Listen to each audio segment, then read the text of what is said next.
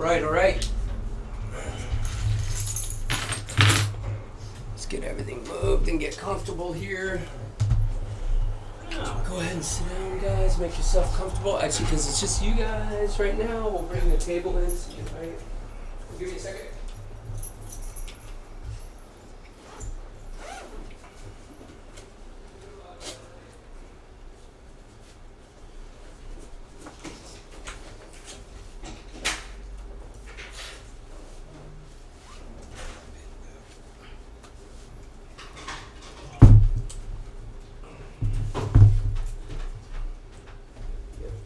Watch your beer there, bud.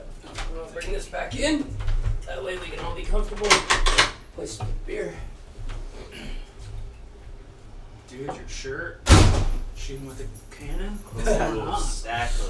I don't care. Alright, we're going to just check all of our feeds here. Make sure everything's working. Hey, there it is. We got the rich cam. Alright, so let's go back to our webcam. Actually, we'll go to you, Rich. There it is. Cool.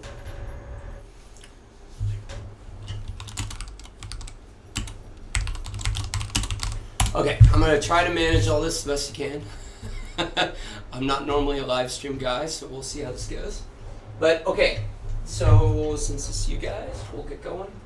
So, I know you have some experience with color. Yeah. What's your experience with color? I'm self-taught. Okay. I grade a lot of my own stuff. I've been working in Davinci for like 3 years. Okay, But great. I don't know if I'm necessarily doing things right because it's all like I'm grabbing stuff from one YouTube video and another YouTube video. I'm sure there's a lot of stuff that fell through the cracks. So I want to fill those cracks and also affirm to myself that I'm doing things correctly or correct myself if I'm doing things wrong. Got it, cool. So, great. So I think the main thing that we're going to try to touch on is, first of all, how do we set up our projects and why do we make the choices that we make? Mm-hmm. And then, how do we use color management or not, or manually color manage our content? Right? Okay. So, all of that is based upon what is our delivery. So the first thing to remember is when we sit down for a project, we really should start thinking about where is it going, not what camera do we shoot on. Because the camera is really going to be dependent on a lot of factors, not just because I want to shoot on the Alexa Mini. Do we have the resolution we need? Do we have the color space that we need? Are we an HDR deliverable? Are we an SDR deliverable, right? Yeah. How is that camera going to fit into that workflow? Are we going to YouTube, or are we going to Instagram?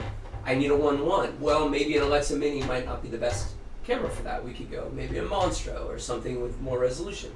So it's really important that when you think about your project, when you start thinking about the camera, you really should be looking at the end of the line and then working your way backwards and then applying your aesthetic to that, right? So this is what our delivery specs are. We need to meet these technical specifications. That's your wall, that's your set in stone, your rock. You can't change that, right? Then once you pick, okay, this is a list of my cameras that meet the technical specifications. Of that list, what meets my aesthetic or my workflow choices? Like, I generally choose a camera for its workflow, not for its aesthetic choices.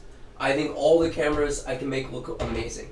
I can shoot anything they're all using Bayer pattern sensors, they're all using similar designs. Somebody's got this color science, that color science. A lot of that is a bit of misnomer, right? It's easy marketing to say we have better math. I mean, math is math. How are we managing that math?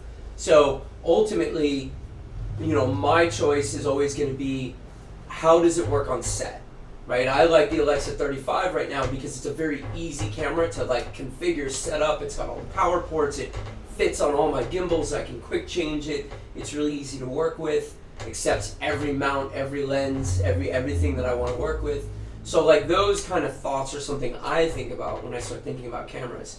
But I'm also looking at what's my technical specifications. So say I'm shooting for Apple TV Plus. I need to be 4K. I need to be high dynamic range. So those two things are very important for my choices for camera. I'm not going to pick a pocket 4K because it's going to just not give me the dynamic range I need or not allow me to monitor in HDR. So, thinking of your delivery first your technical specifications, and then your aesthetic or workflow choices, and that gives you the ability to narrow down that range. Obviously, budget and those things play into it too. So if we're going to start with those things, and let me just check and make sure we're getting like live stream and people are hearing us. Make sure nobody's like, we can't hear you. Cool. So making sure once you have those choices in, now we can start looking at what's our workflow, right? So what are we delivering to? So for this demonstration, we're going to just do SDR. But if we're working to HDR, we want to have that choice in advance. So your workflow on set doesn't have to change if you work in a clean environment like we are, and we'll get into the differences between scene and display referred workflows. But if we're working in what's called a scene referred workflow, then what we go to is less important as what we're monitoring on set. But if you have the budget, it's great to monitor HDR on set. There's a big difference in the way like I frame shots differently and light shots differently when it's in HDR. The way I look at the scene, the way I play with shadows, the details that I have, because you have a lot more range in your shadows and highlights. So, you're saying that you wouldn't monitor in HDR if you knew you were going to SDR though? Well, if I'm going to SDR, don't monitor in HDR. That's a waste of A, money, but B, you're seeing things that you're never going to see in SDR, right? You're a much smaller gamut and a much smaller gamma. So you have much less values of brightness. So you lose a lot of shadows and highlights and some of that detail. Whereas in HDR, we have a lot more shadow resolution or detail and a lot more highlight detail. So, somebody like a DP who really inspires me that I got to work with early on is Darius Kanji. And his aesthetic is always playing with shadows. If you look at early films like City of Lost Children, the way he plays with shadows and hides things in shadows is really amazing, right? They're really important to his aesthetic. So HDR can then expand on that even more because now you can play with details that you wouldn't see otherwise in SDR. So if you're shooting for an HDR deliverable, being able to monitor in that is pretty good. And then being able to understand the range that you're working with, like, don't put a ton of point lights right into the camera because that may blow out the viewer because of the brightness. So that's where I may be having one HDR monitor on set to be able to see. If you're going to SDR, then SDR viewing, totally fine. So that's our next step of like, what's our delivery space? And then what's our pipeline to get there? So once we choose our camera and we shoot our film and we get all of our content, we have to even before we shoot our film, we have to decide what format are we going to shoot in, right? So what's the differences between shooting, say, Alexa Mini to ProRes or Alexa Mini to RAW? Right, so do you know the differences between what do you get and what don't you get? Practically speaking, no, I don't actually. Okay. So, well, you're getting bit depth differences. You're going from what Alexa's 12 to 16 to 10 capped with ProRes, correct? A little bit different. So actually, ProRes Quad 4 is a 12-bit format. So you do get 12-bit space in Quad 4. And it is an RGB format. So you are getting direct RGB translation and you're getting a 12-bit stream within it. So ProRes gives you the same bit depth and gives you RGB, but you're compressed, right? The difference is that you've also now debayered the image. So you're building that processing of interpolation of pixels into that file, and you're baking in color temperature, right? So, and a little bit of exposure. You lose a little bit of that range that you're able to adjust in RAW because we can account for some changes in the debayer, in the RAW translation. So, ProRes Quad 4 is 12-bit. It's compressed. It's ProRes 422 that's 10-bit. Okay. And that should only be recorded in Rec 709. So log or log C3 should only go to ProRes Quad 4. If you try to fit log C3 into ProRes 422, you break the whole thing because you don't have the bit depth. So yes, the Alexa 35 is a 12-bit, or Alexa Mini is a 12-bit format, whether you're coming from your RAW or from your ProRes. So it's very similar. There's some benefits to either one. If you're shooting low light, actually shooting to ProRes on the Mini gives you a little bit of denoising from the in-camera debayer that you don't get in RAW. and you'll have to do denoise in post. And that's a little bit inherent of the compression that's happening and a little bit of the in-camera debayering. This was on the mini, you said? On the mini, yeah. Okay. Well, on the 35 is a whole different ballgame. Yeah, We because can they talk with about all that. their textures and stuff, right? Well, no, but that's a 13-bit camera. Oh. So Alexa 35 is a 13-bit camera, Uh-huh. and that records in log C4, which is a new wide gamma space. So that's designed to encapsulate both the entire dynamic range of the sensor, which is about 17 stops, but also be closer to HDR, because your 12-bit space is much closer to old Cineon. So all of the cameras up until recently, in the last few years, were basing their log spaces around Cineon. Which was a log format we developed for scanning film back when we had 12-bit scanners. And we were fitting them into 12-bit DPX or 12-bit Cineon files. So with the advent of HDR, which is a much wider gamma, so it's if you look at an HDR file in PQ without a lookup, it's very flat compared to even log. Like log's pretty flat, and then PQ is even more flat. And that's because we're expanding out that gamma to really take advantage of all of that bit depth. So the Alexa 35 is a 13-bit camera.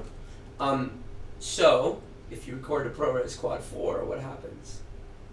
You lose an entire bit because it's a 12-bit format.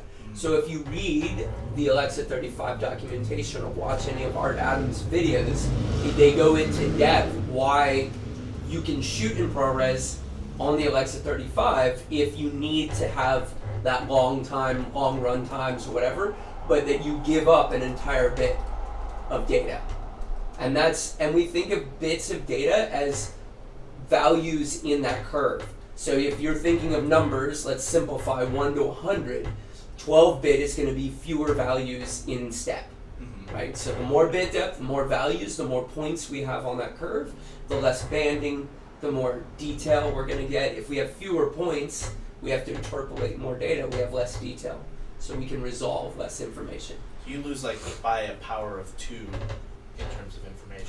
It's not really a power of 2, but yeah, I mean, you're losing a significant amount of data, yeah. Okay. And when you shift from 13 to 12, is that just lopping off the top end? No, it's it's compressing. Yeah, it's compressing the data. So you're not like lopping off any data, but you're losing range within the data. Gotcha. Yeah.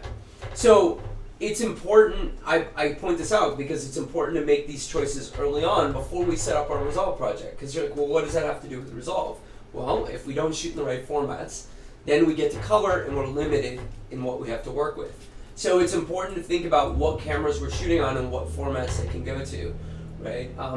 If you have to make a choice between shooting to Rec 709 or shooting to a log space, that's going to significantly limit your ability to grade and color correct the footage. So those are considerations that we have to work in.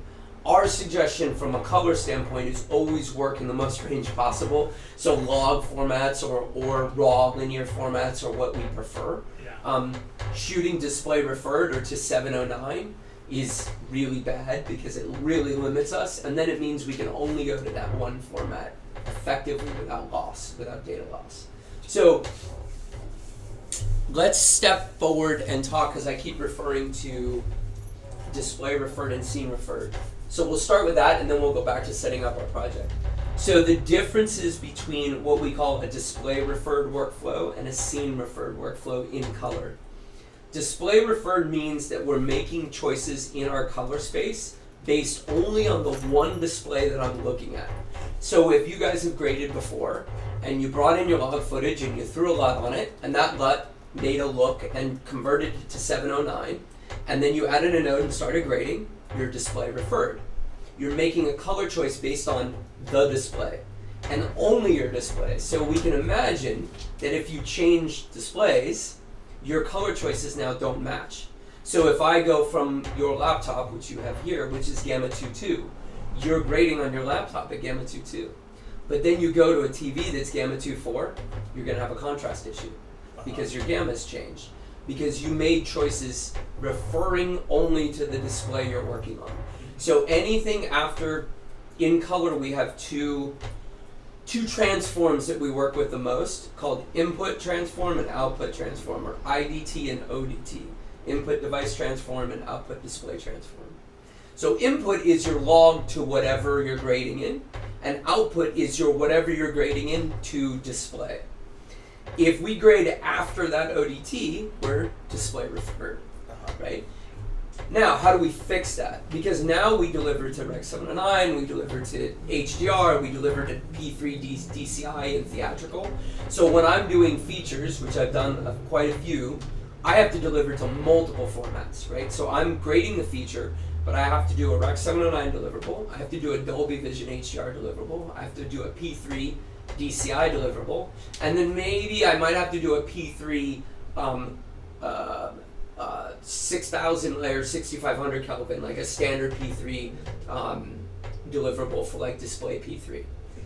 So if I'm doing all these deliverables, how am I getting to all these different color spaces but only grading it once? Because if you do your grade after your transform, how do you get to P3? You've now graded in 709. So you add another transform at the end, right? That's easy, color transform node. But now you're expanding the gamut out, and you're creating banding in your color, and you're creating banding in your gamma. So your contrast, you start to lose data because you're destructive. Okay, and LUTs are destructive. So if you use a LUT, you can't reverse your choices. If you use a color transform, which is purely math, in some cases, depending on what other nodes you're using, you can reverse. So I can basically use a transform node to 709, do a color grade, and then go 709 back to P3. And Resolve will mathematically understand that without actually resampling the image. We're just doing it as math transforms. So understanding when we use LUTs and when we don't. But if you did that and you had a LUT in there, then Can't go back. You've now had loss. Then you're gonna have some issues. Complete loss, yeah. Gotcha. So again, we want to always grade in what we call now a scene referred space. So what does that mean?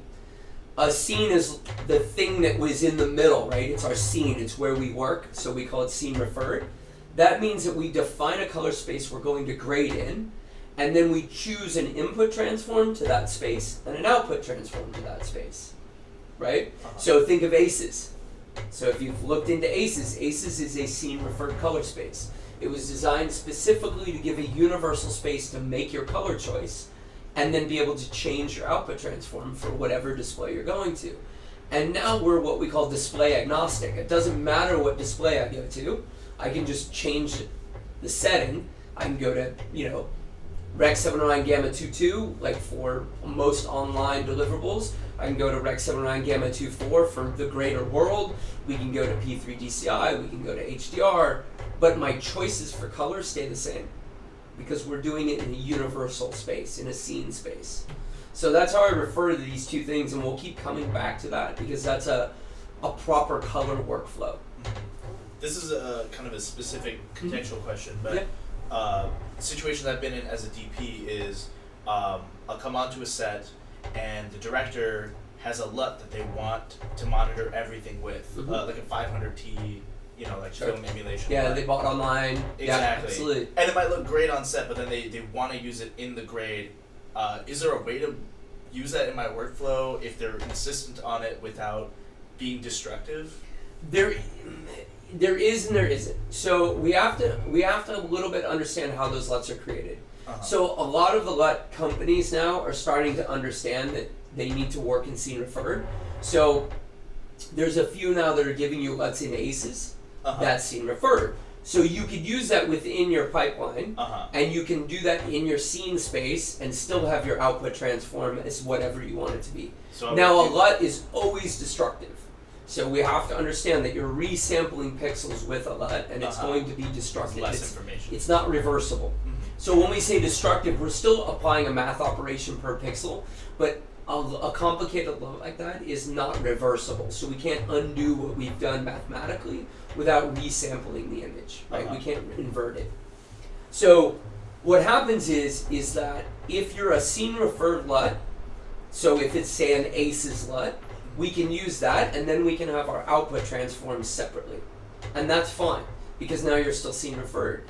But we'll step back to the Alexa Mini conversation. There's tons of Alexa LUTs that live out there that have your Rec 709 built in. And now, where do you grade? Do you grade before the LUT or after the LUT? So you can grade before the LUT, but you have to now be in log C3. Yeah.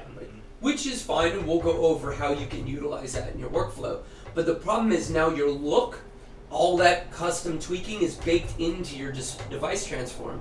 So, well, that's fine for 709, but if you have to go to P3 or you have to go to PQ, that LUT now doesn't work. So what we see commonly is colorists without knowledge will then add another transform at the end and go back out to P3. But now they've been destructive to the image, and this is where you start to see especially HDR content that looks really poor. Badly balanced, very contrasty, very peaky, balances are all a little bit off. I think it's why a lot of directors hate HDR, because they haven't worked in it correctly. So they look at it and they're like, man, this just looks so unnatural. But a well-graded HDR show where things are balanced and our middle gray is set correctly will look great. But it's hard to do that when you're going down to 709 and then expanding back out, because even if you do what we call a trim pass, which is like trying to adjust for HDR, you're losing so much detail that you can't really get the shadows to look good, and they crush, and then they look really flat, so then you bring everything down, and then that expands your highlight range, and so you get this unnatural separation of values. So if you're shooting, let's say Alexa Mini, and you know that your deliverables are going to be in HDR, but you also need to provide SDR, what would be the correct way? Scene referred workflow. So going to ACES. Well, ACES, and we'll go over different scene referred workflows. You can be ACES, you can be Davinci wide gamut, you could do, we just did a show where we graded in actually camera native, so S-Log3. So that's still a scene referred workflow, and you can choose to do that. It really depends on what your workflow and how you feel best, but you want to be in something bigger than the deliverables you're going to. So 709 is the smallest of all the gammas and gamuts. So we don't want to be that, right? Gotcha. Because now we can't go up. So ACES, and we'll show you on the screen here how ACES encapsulates all of the potential deliverables that you work within. So now that we've talked about that, and we'll come back to it, I think, in more detail, let's touch on setting up our project. So in Resolve, we know that when we bring in our content, we have to make a couple choices early on. Frame rate. Once you've set a timeline, you can't adjust your frame rate. So let's make sure that our frame rates are set before we start dragging our content in. It's a little bit dangerous sometimes to drag your content in and let it automatically change for you, because you don't know that the metadata on the content is always correct. So we've seen issues in the past where people are shooting on Sony cameras and have shot 60p thinking they're shooting 60 high speed, and instead they're P, so now their timeline's in 60. They edit the whole show and then realize all of their frame rates are off. And then you can't undo that. And it makes it very difficult to redo your work. So we always recommend to set your project settings manually and fix it to that. And then if you drag in footage that says, hey, this is not correct, investigate why that footage is off. So I'm gonna shift over here, guys. I'm gonna go back to, we're gonna pull up our Resolve screen, and we're gonna start a new project. So let's come over here, and we're gonna go new project, and we're gonna call this workshop. And I went and shot a bunch of content with a few cameras that we have. So I'm gonna go to my project settings, and in here we're gonna make our first couple of major choices. So for this demo, I think we're gonna just work as a 1080p deliverable. So we don't need a full 4K deliverable for what we're doing, so we're gonna choose 1080p. And most of our content was shot 23:9:8 or 9:7:6. So I'm gonna choose my frame rate now. And then I'm gonna come down here to my video monitoring. Now remember, video monitoring is only how we monitor to our screens, but doesn't affect our project. So, but because I have external screens, I'm gonna make this choice now. So we're 1080p 23:9:7:6. For my system here, we're set up single link, video range, and 10-bit for the way we're set up at this project. Always make sure that your data levels are really important. Your video range and full range have to match your monitor. So you need to know what your monitor is. This is a big issue we see where contrast is different between your final grade that you're seeing and when you go to YouTube. So making sure that you're monitoring in the same levels that you're delivering to, and that your content and your output settings are the same. So now remember that you can work, what most of us work in is full range space, But when we deliver to a QuickTime, if it's ProRes 422, it's going to be video range. But that you don't have to make a change. That's happening automatically in the file format. So you have it set up as video. That's only because currently my monitors are calibrated to video range. Gotcha. Yep.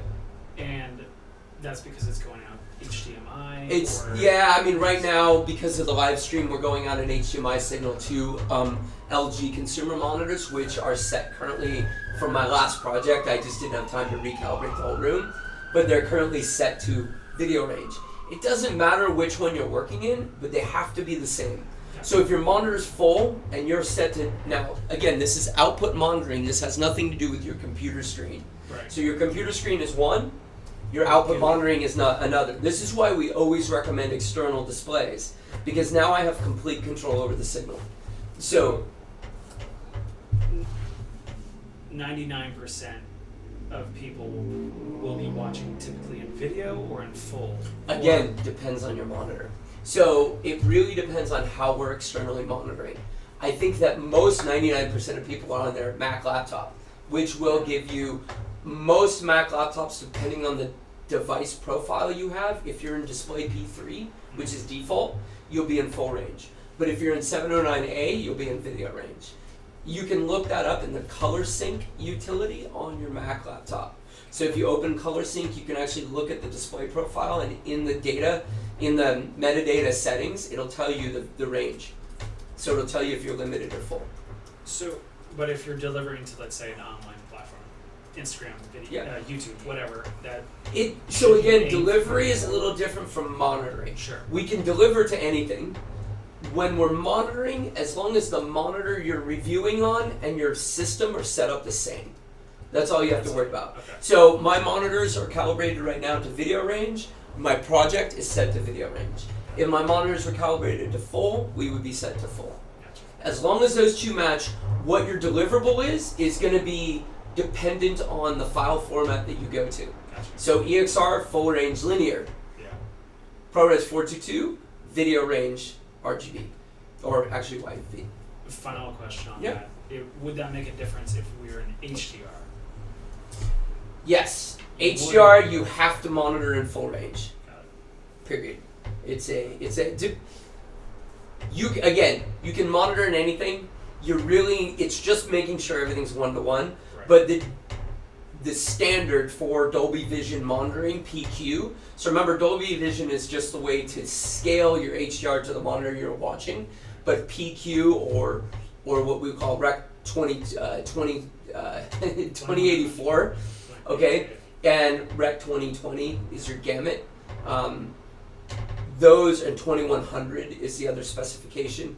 Those are going to be PQ gamma, and that specification is a full range. So Okay, cool. yeah, and HDR can get deep, and we can go into that in another a whole nother event.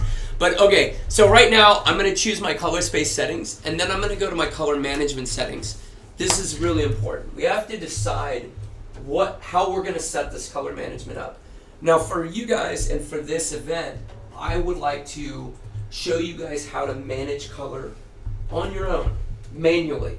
We're not going to use Resolve to manage it all for you. So we're going to actually show you what nodes to put in. Now remember that when I put in those nodes, when you switch on Resolve Color Management, it's doing the same thing in the background.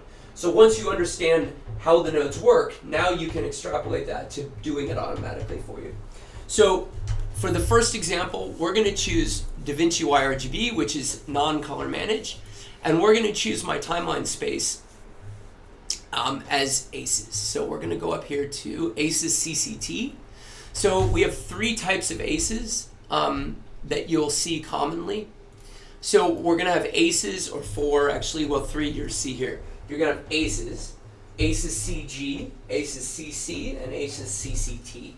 So the difference between each of those. ACES is 2065 AP0, which is our archival or RRT, reference rendering transform gamut and gamma.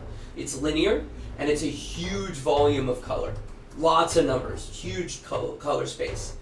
We usually use that to make math choices in the background or to archive a film. We don't work in ACES RRT or in AP0. Most people don't. Now remember, we have how we transfer files back and forth. So that would be your Alexa file or your EXRs. But we also have to make our color choices somewhere, our scene space. So most all of us work in either CC or CCT, and that's an ACES log. And the reason we make our color choices in log is that helps your wheels feel correct and scale correctly. So when you start moving your shadow, midtone, highlight controls, those will scale and move correctly when you're in a log working space. But if you go to a gamma corrected space or a linear space, they'll do all kinds of weird things like clip your highlights immediately.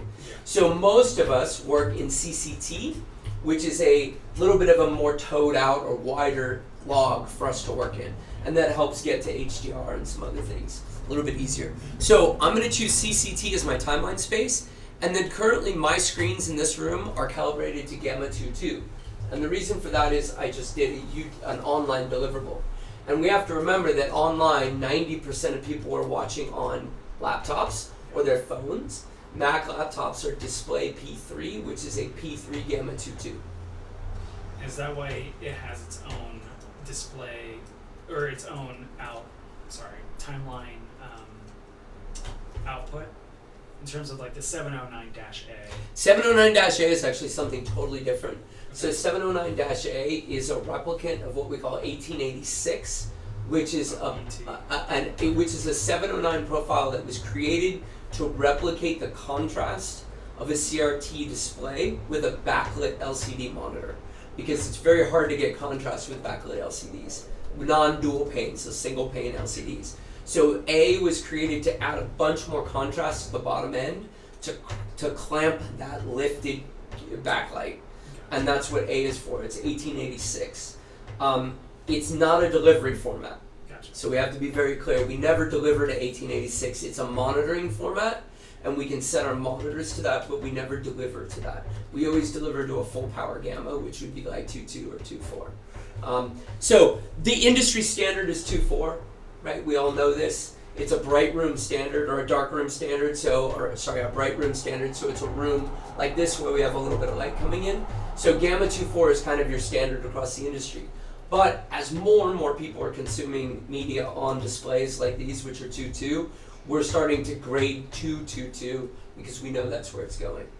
All right? So we're going to set this project for that. Now these two settings are very important. If you don't choose your timeline color space and you leave it in 709, you're making math choices based on a 709 gamut. So remember, each resolve node, I add a color node and I start spinning wheels. It has to know what math it's working in, right? It needs to know. If you don't tell it, this is the space I'm in, how does it know that I'm giving it log footage? It can't. So if I don't set my timeline color space correctly, you're actually making improper math choices, and the wheels will still work, but the math underneath is doing all kinds of weird things. So it's very, very important to set your timeline color space early on and choose that scene referred space. This is our scene, or our scene referred space. So here we have no input transform because we're not color managed, so we're going to do that ourselves. We have our scene referred space, which is our CCT, and then our ODT, or our output device transform. We're telling it that we're going to go to Rec 709. But we have to manage that ourselves because we're in a non-color managed project. But this gives Resolve a little bit of a goalpost to understand what math that it's going to be working in. Okay? So once we have those set, we're not going to do HDR. You can make other choices at this point. You know, if you have some camera raw settings you want to default to, or some of your image scaling settings, you know, if you want everything to fit or full or crop or whatever. So we're going to leave those. I'm going to set this to scale to full frame with crop, and then I'm going to match timeline settings. So I now have my project set up and it's blank. So we're going to come over here and we're going to start to import some footage. So we're going to go into our camera test here, and we're going to go to footage. And for this first test, we're going to bring in, I think it is this one. This is going to be some Alexa LF footage that we shot in the shop, and as always, it's my ugly mug. So, because this is all of our test footage is always my face. So we're going to bring this in and we're going to initially, right off the bat, look at our metadata. So we're 23.976, we're at 4K, so full frame. We're going to see that we shot this one to ProRes Quad 4. So I did this purposely because I wanted to show you guys some Quad 4, some RAW, and we have a few different from different cameras.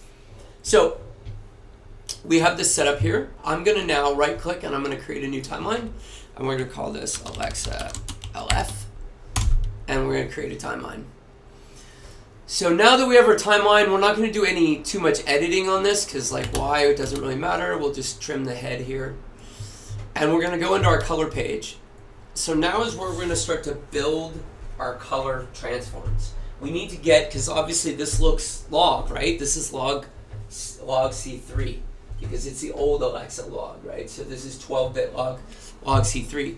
So because we're going to work in ACES, we're going to use the ACES color transform node here. So we're not going to use a LUT, we're going to use math operations. And this is where I said to you guys, get ready for math. LUTs are still math, and there's some arguments out there whether LUTs are better with more points. But we have to remember that LUTs interpolate. So if I set a point and I give it a value, and then I go a little ways and set another point, and another point, and another point, the computer can't understand every single value in between. It's interpolating that data. It's guessing based on the 2 points and a curve. So LUTs do have inherent inaccuracies, and that's where you see the choices. So if you go into color, you'll see some choices for LUTs that a lot of people are unfamiliar with. In color management here, we have trilinear or tetrahedral. So that's how we mathematically interpolate between the points of a LUT. So we've heard we have 17-point LUTs, 33-point LUTs, and 64-point LUTs, right? We even have on the high end 128-point LUTs, or even 200-point LUTs. That's more point values. But the more point values we have, the higher the computational intensity of the LUT is. So we always want to try to be as few points as possible to not put a load on the computer. Now, fast computers with heavy GPUs can churn through LUTs, but 15 years ago, it was really hard to deal with a 3D LUT. Like, we almost couldn't do it. And that's why we didn't have LUTs in cameras. So we're going to always, generally now, we choose tetrahedral, which is a more accurate interpolation between your LUT points. So if you're bringing LUTs in, you want to process those tetrahedrally. And you can actually look at that. We can pull up some ramps, and I can show you when you apply a gamma curve to a ramp, like the difference between the two. And you'll see little sharp points between each point curve, and then in tetrahedral you'll see a nice smooth curve. So we're not going to use a LUT for this, so we're going to grab our ACES transform and drop this into the first node. Now, I'm going to build this two ways, and I'm going to show you quickly in one space how we build it, and then I'm going to show you how I work when I build it. So right now we're going to add this node, and then we're going to go over here and we're going to add a second node and another ACES transform. And we're going to label these IDT. And remember, we've talked about these, right, guys? You remember what IDT and ODT is? So input transform, output transform. So this is the input. This is coming from camera. This is the output. That's going to my display. And in the middle is going to be our grade. So we're going to grade here. So on our input, we have to choose, what is this? Arilog C3, right? And what did we choose for our timeline? We chose ACES CCT. So we're going to choose that as our timeline space. So now our grade is being done in ACES CCT, or our scene referred space. So that's where our math choices are being made. Now on our output transform, we have to go ACES CCT. So we're going to choose ACES CCT to Rec 709. And now we have a graded image, right? So we've just applied our lookup, what you would do in a LUT, but we've done this here with a 3-node tree. So we have our input transform, our output transform, and where we're going to do our grade. So now we can come over here and start to look at our grade, and we can make some color choices. So if I want to come over here and pull up my scopes, and let's move this just a little bit. Oh, we have to go. Give me 1 second here. Let's bring our scopes and our live view up. Just to clarify, I might have Yes, missed sir. it, but your output space on your last node is to Rec 709 from Ace's CCT. Yes. Gotcha. So, no, there's no Rec 709. So it is Ace's CCT to 709. So Okay. we're in Alexa, Uh-huh. log C3 to Ace's CCT, grade, then Ace's CCT to 709. Okay. Yep. Is there any mathematical difference between the ACES transform and the CST transform, or does it do the same thing? You're talking about using the actual The more generic. the color space transform. There Yeah. is. There is. So and this gets a little deeper, and we can talk about that more about how ACES does their filmic tone mapping or roll off. You're getting your filmic tone mapping in the ACES node. You're not getting it in CST. So CST would technically switch it, but like that It's going to tone- switch the gamma and gamut, but not apply the filmic tone map. And the filmic tone map is basically a roll off from, in linear numbers, white at 0.1 to 0.8, and it rolls it at about, I think it's 0.65 or 0.68 where it starts to roll off. And that gives you that like smooth highlight roll off. They call it the filmic tone curve. That's a good and a bad thing. It looks beautiful, but it can burn you when you're trying to put in, say, bright white screens into something and you need pure white. You can never get pure white because it's gonna always hard roll everything. So then, sorry, that's such a specific. Yeah, and now we can get into that's another. I think that's a deep of Sure. like how do we use CST sometimes to avoid the filmic tone curve. Sure. But to have a proper ACES lookup, you should use the ACES transform node. Okay. Now, we can also use ACES color management, and you can do that as well. Most of us find that ACES color management is quite slow. It's a little cumbersome and laboring because it's actually doing all of the math in the RRT, which is 2065 AP0, and it's doing an ACES rendering, which is a little bit heavy on the GPU. So most of us do a manual transform for ACES, and we build the workflow this way. So let's go back here to what we did.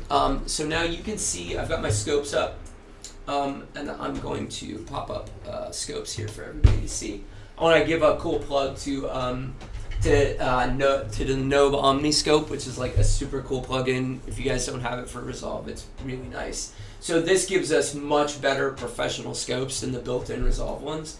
And it's literally just a plugin that you can put in. So you can see I have false color, I have my waveform, my vector scope, and then a full image.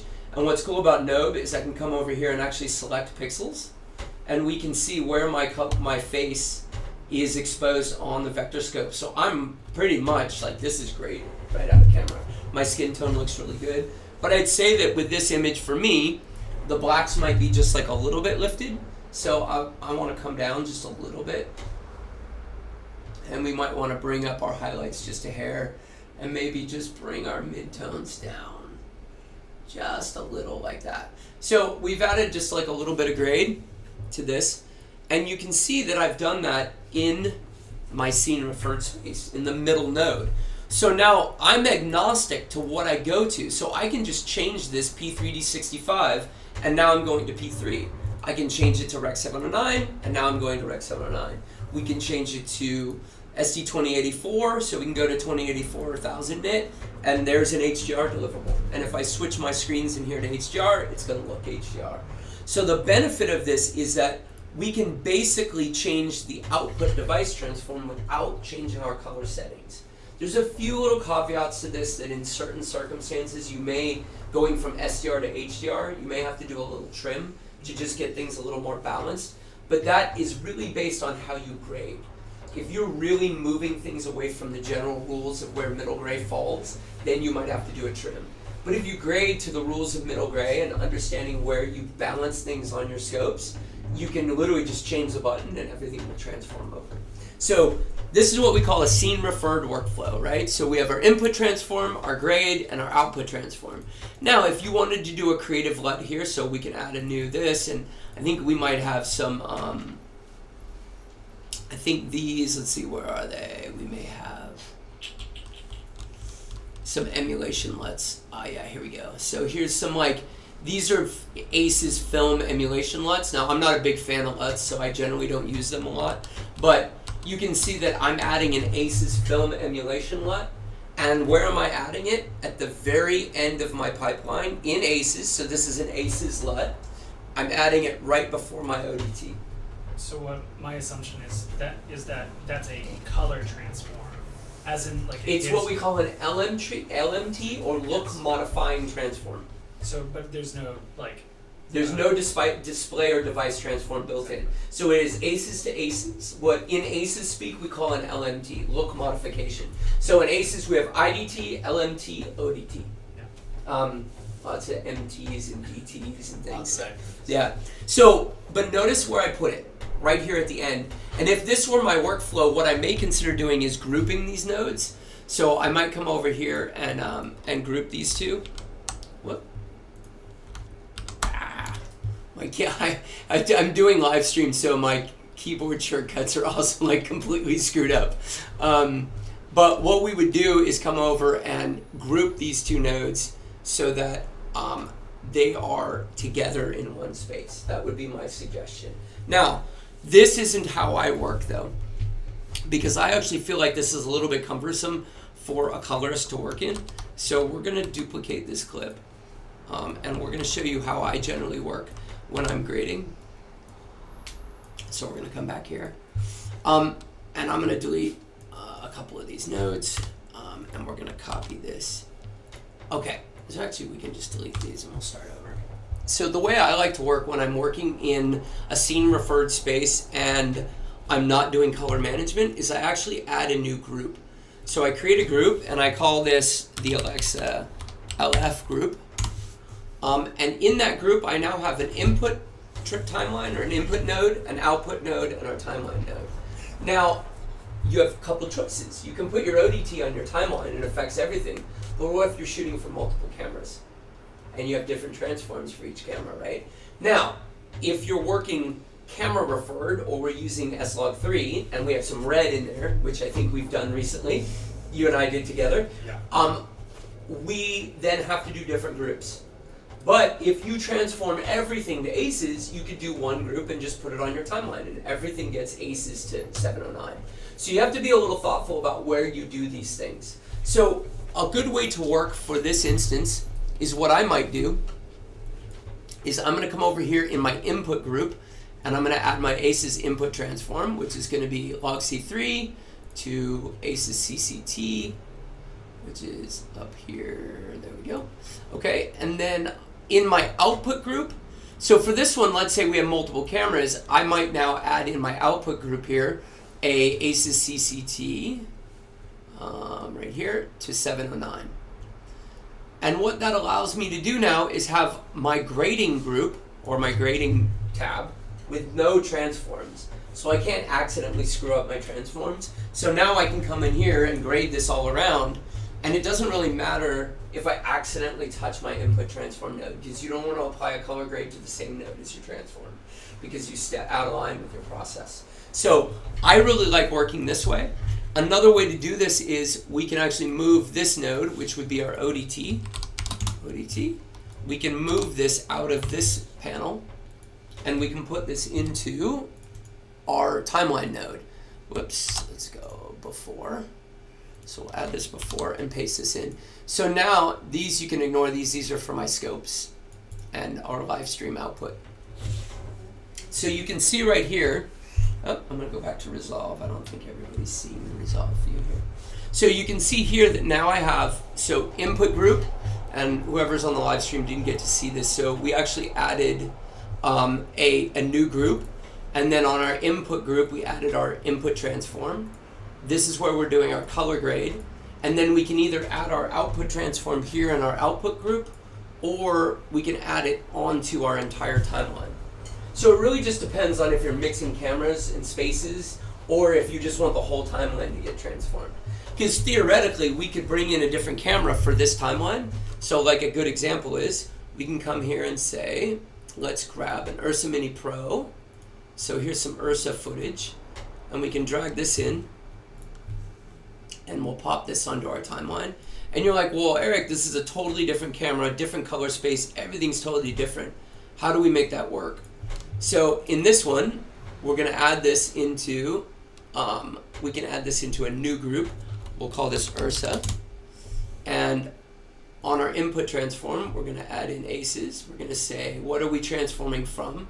So I believe this was 4.6K film. And we'll change this to aces CCT. And now look at that. There's your LUT again. Because we're now in a universal space of aces. So as long as I transform everything into aces, and I have one aces transform on the outside, doesn't matter what you're doing inside on the timeline, right? So each can be graded in a universal space. So it is really helpful when you're mixing lots of different cameras that you just convert everything to one big space. All right? Make sense? Yes. Cool. All right, so that's what we call a scene referred workflow. Now, I'm going to show you guys what a display referred workflow looks like again. So we kind of have a little bit understanding mathematically or visually what display referred works like, which is the one we don't want to work in. So display referred is the one you see everybody do all the time. So we're going to turn our ODT off. So now we have log C3. And we go here and we add an area LUT. We're going to say area to 709. Woohoo! I'm done. I add a node and I start grading. Right? So we've now done our ODT and our grade. So we see how that's backwards?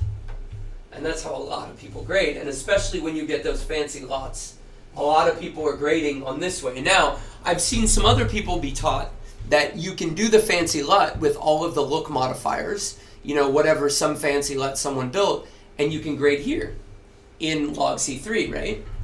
And that's kind of scene referred, but now that fancy look is baked into your LUT. So if you change where you're going, not 709, you're stuck. Because if you need to change to B3, you can't, right? That look isn't built in anymore.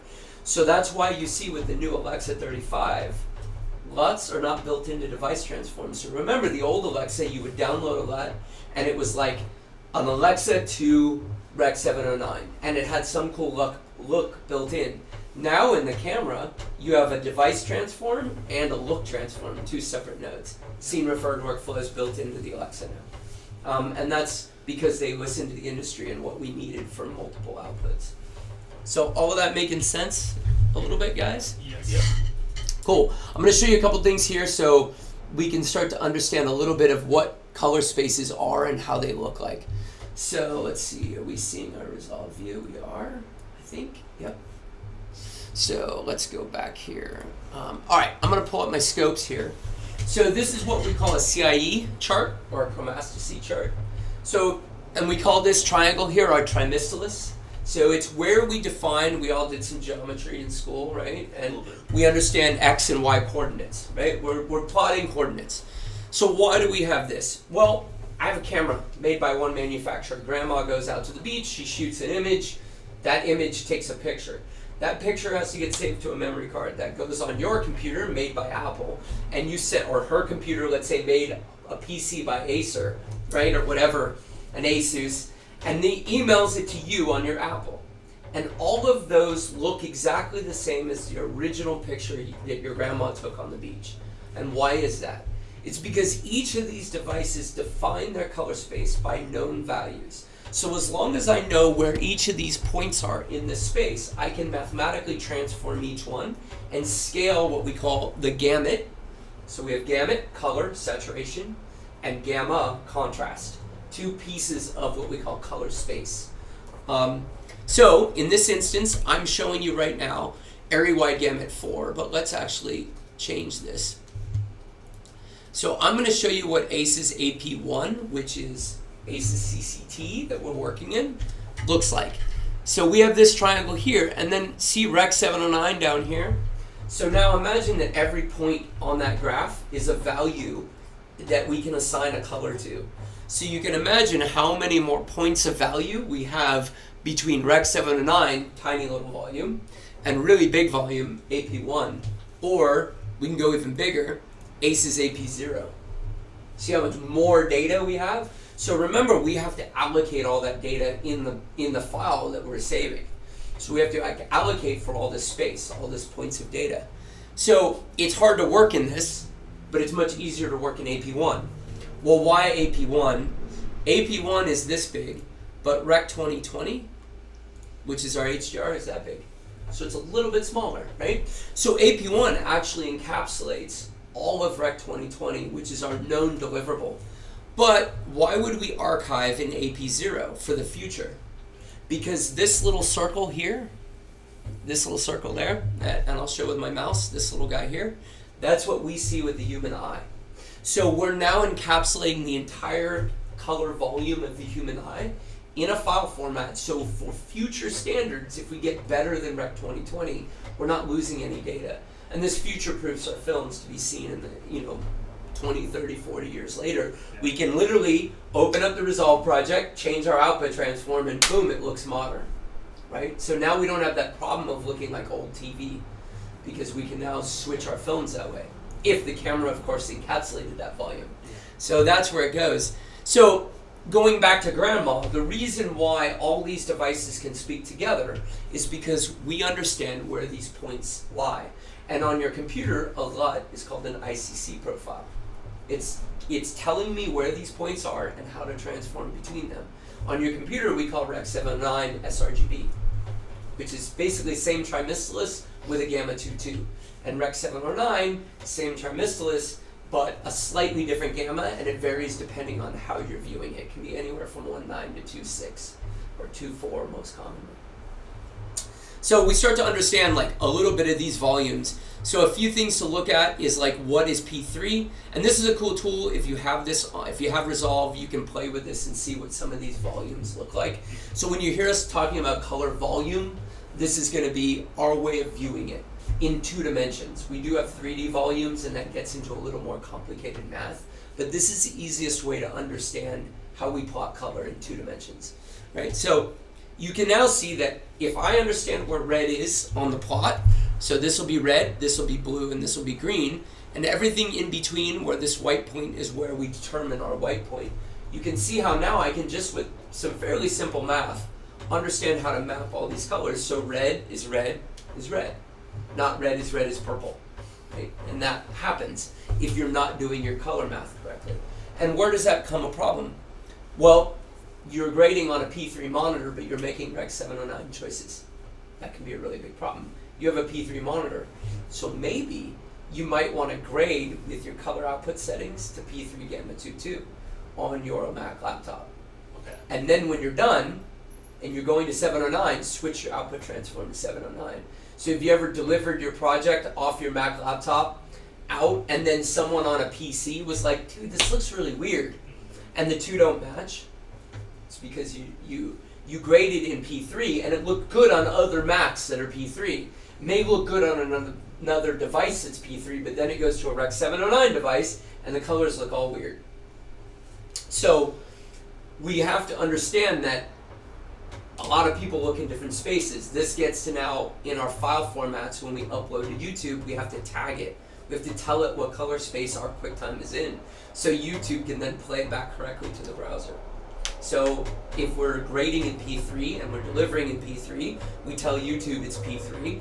On your Mac it gets P3, but on Grandma's PC she gets Rec 709. Oh, you can give that information Absolutely. to YouTube? Yeah, and YouTube will understands color transform. QuickTime understands color transform. We call it the color atom, or a metadata within the file, so that it can apply a lookup in real time. Would that be, that's in the delivery tab, correct? Yeah. Where you can set it. Yeah, and we'll look at that in a minute. So now we understand a little bit of like what color volumes are. So the next question is, what is gamma, right? So you guys understand when we look at a waveform monitor. So let's pop this guy out again.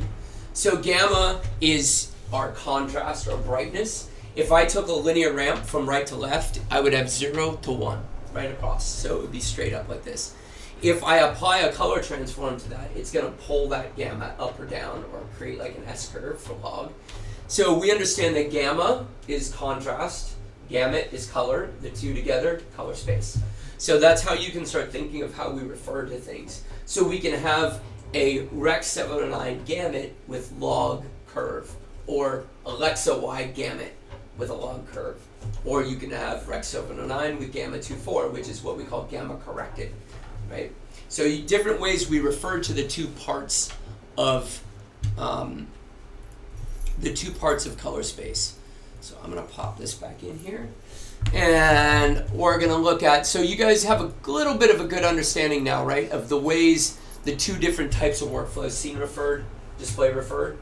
And you guys are understanding like how we want to work, right, is scene referred. Yes. Any questions on that? I do wonder, like, so there's that 709 scene that is, I think, the standard DaVinci Resolve. That would be a gamma agnostic.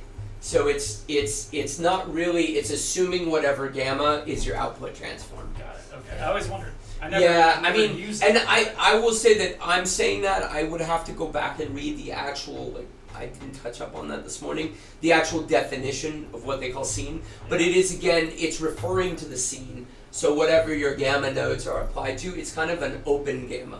Yeah. So you're allowed to just spin It's the just wheels. waiting for like you to input and Or just spin the wheels and it's whatever gamma, so you're maybe display referred. So again, what we really want to do is, I'm a big coffee guy, so I'm all about, we have a coffee shop, so I'm all about controlling every variable in the process. It's the same with color, so you can start to see why I like these things. If we can control every variable, then the variable we do want to play with, which is our creative variable, right? We want to control and play with color and make it look beautiful. But we want to control our input, control our output, control our gamma, control our color. Those variables now go away, and now we can play. Yeah. But we can play correctly in a mathematically clean space.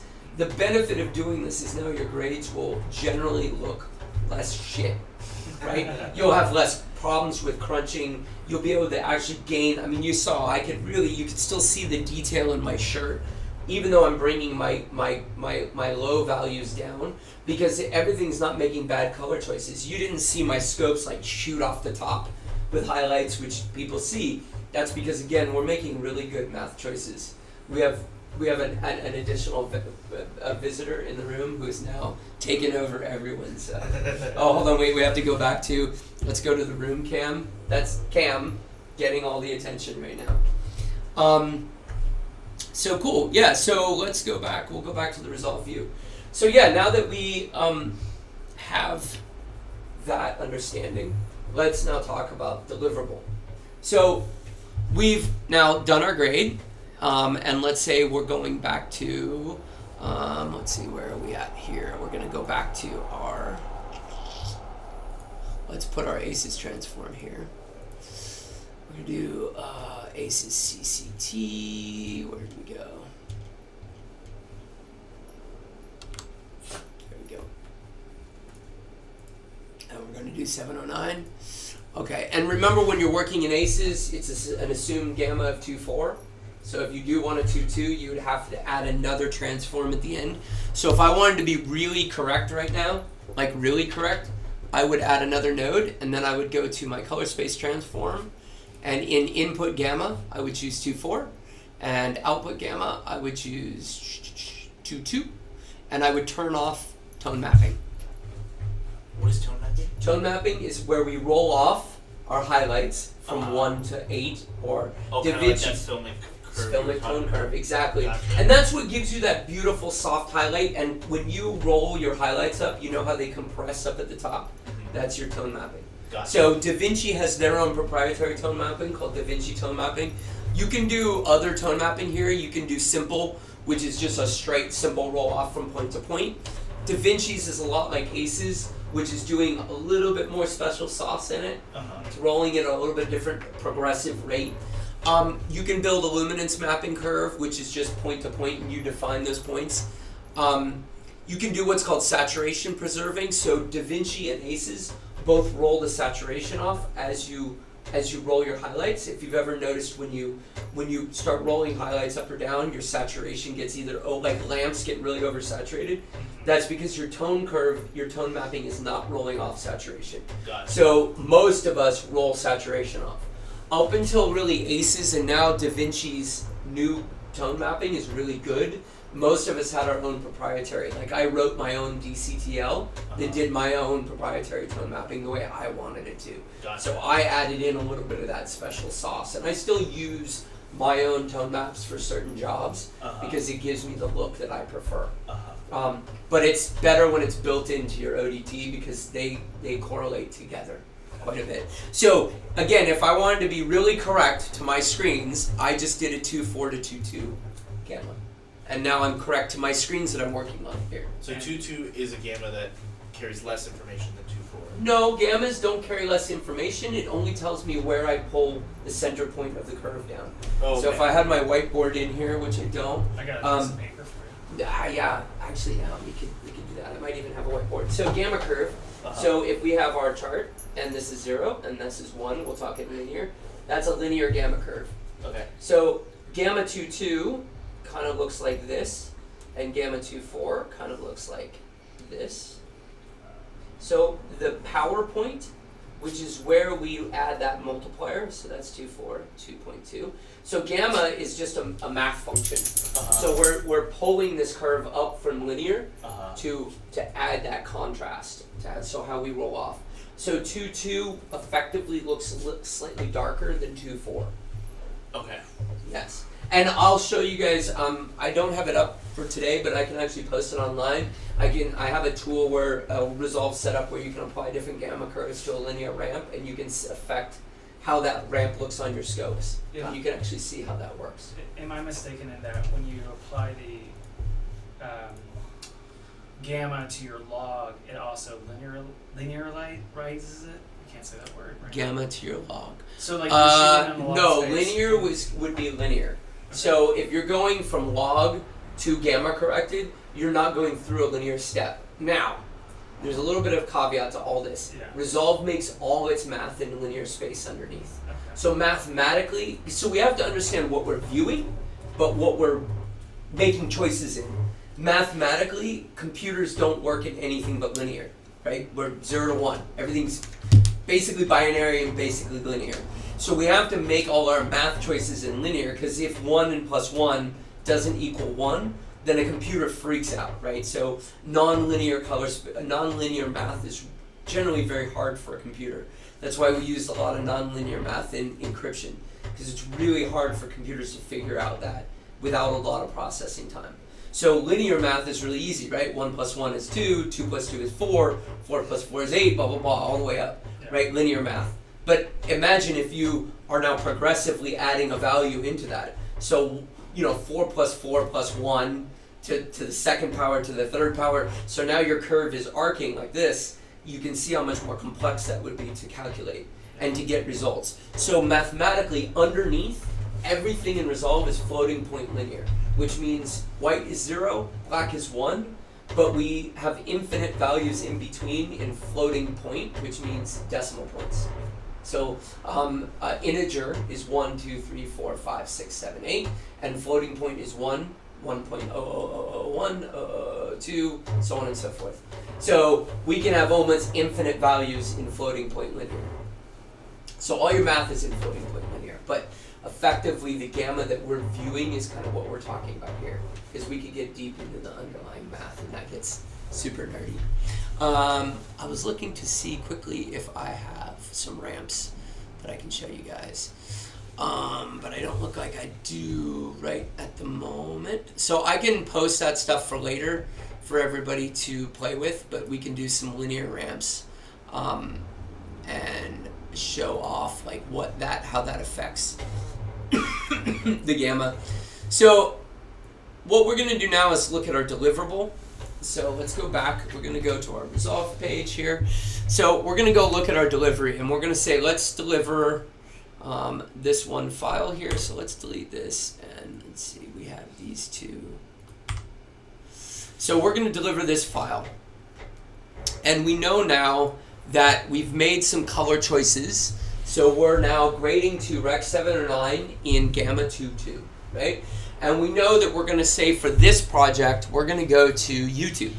So I'm gonna choose, because we're in Rec 709, I don't need 444 because it's a 10-bit format, and we're gamma corrected, and we don't need the extra 12 bits. It's just bigger data for no reason. So I'm gonna choose ProRes 422HQ. I'm gonna choose 1080p, which was our deliverable at 23976. But now I'm going to make some color choices. Now you have two options. You can, down here under advanced settings, we can choose, remember our data levels we talked about? Leave it on auto. It's really the best way to work because certain file formats are only video or full. So EXR, only full range data. It's only linear full range data. Even though you can, there's some caveats to that, but for the most part. Apple ProRes 422, only video range data. Inside the file, no matter what you put into it, it's going to compress it to video range. But it understands on the outside to uncompress it back out with metadata. So if we graded full range, we monitored full range, we rendered a ProRes, it will compress it correctly, and then on the playback side, it will view it in limited because it's done the compression for you. Okay? So if you add a compression like video to data, or data to video, and then render ProRes in auto, ProRes 422 in auto, you're gonna double. It's gonna mess everything up, and your gamma will look fucked up. Is that what the retained blacks and sub black? That's a little bit different. So retained sub blacks will allow you to have extended roll off, and that can be only use that when you're archival or you're sending to places that understand extended blacks, because otherwise those values can really screw things up. It'll basically tag it, but then it'll allow that roll off, and then YouTube will freak out and your contrast will look all wrong. So, ProRes 422, natively video levels. ProRes 444, natively full range. Okay, so this is inherently. Also, 422, interestingly, is not an RGB format, it's YUV. So you're actually doing a color space conversion into ProRes YUV, and then YUV back to RGB to view it. So there's a color space conversion on the way in and out of all that. ProRes. ProRes 422. Oh, okay. ProRes Quad 4 is RGB full. Okay. ProRes 422 is YUV limited. Could you speak briefly on the difference between RGB and YUV? It's how we assign color values. Uh-huh. So RGB, red, green, blue. YUV is luminance, chrominance, and luminance, chrominance, and contrast. Oh, okay. Yeah. So it's the way it's really, we have to understand it's how we assign values, right? You've heard of HSL, YUV, RGB. It's how we combine data to create a visible image. Gotcha. So RGB is the most common one because it's easy to work on the trimistalist, it's easy to work with cameras. We can combine red, green, and blue to create any color very easily. But we have other formats which can be more efficient. And I would say that's a really good subject to go online and look at the differences of each of the color spaces and why we save them that way. So like when we do a theatrical delivery, we deliver DCI and XYZ. It's a whole different color format. Yeah. So it's again another way for us to encode color values into a specific space. Are those transforms inherently destructive, like going from RGB? Generally, we're not because we're doing those in purely mathematical transforms. Gotcha. So they're not like limiting any sort of like data range. You're not generally, no. There's Okay. caveats to that, but generally we're not limiting anything, but we're transforming the math. It's how that math is transformed which could be destructive. Gotcha. So we want to know that the way we're doing that is clean. Okay. Most of the time, like into ProRes, it's purely clean because it's inherent in the way they compress. So they need to be YUV because the way the internal compression, it's most efficient in a YUV compression. Gotcha. Because the way it can drop and combine pixel data. So a lot of formats will make these choices because of the way they compress or the way they store data more efficiently. Gotcha. Yeah, but it's lossless visually. So okay, let's go back to Resolve and we're gonna see this. So for this example, we're gonna actually tag this. So we could do same as project, and as long as your project is set up correctly, it's gonna look at your output transform. So remember, going back to our project settings right here, we have set our output color space to Rec 709 Gamma 22. So what is this going to do is it's going to tag that as Rec 709 Gamma 22 and save that in the metadata.